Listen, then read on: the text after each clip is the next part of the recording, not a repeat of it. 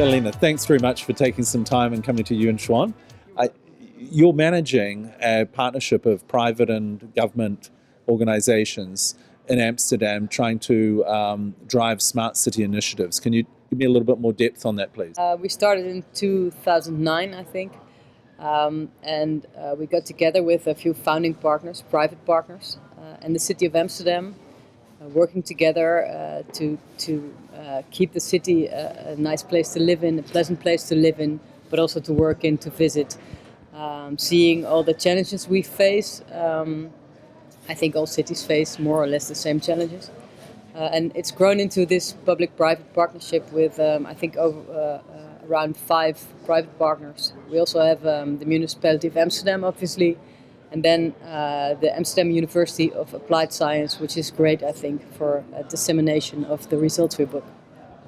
What are the main objectives from a smart city perspective that you're trying to achieve?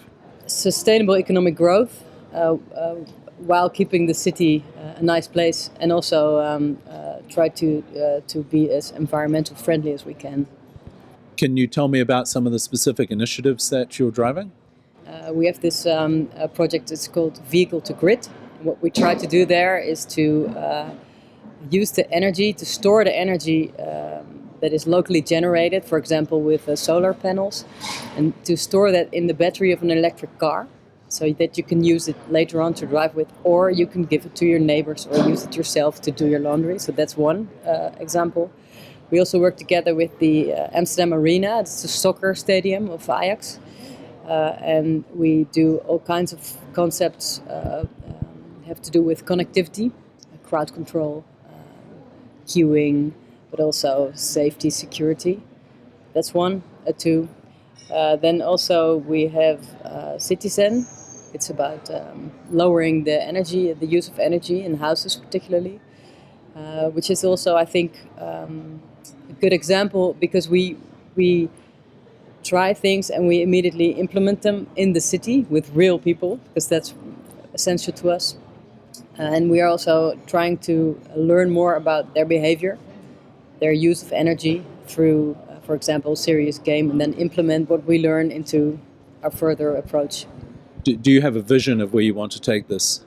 We are not in the habit of road mapping or formulating real strong quantitative KPIs, but we believe that we have to stay open to new developments, to disruptive developments, in the knowledge that technology is endless. The possibilities are endless, but we are always searching for new opportunities to use it.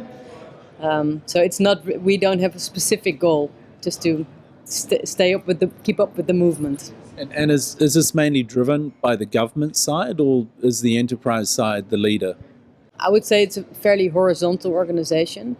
What we do see is that we are funded for the greater part by private companies, and for a small part by the government. But they all play a very important role in the project.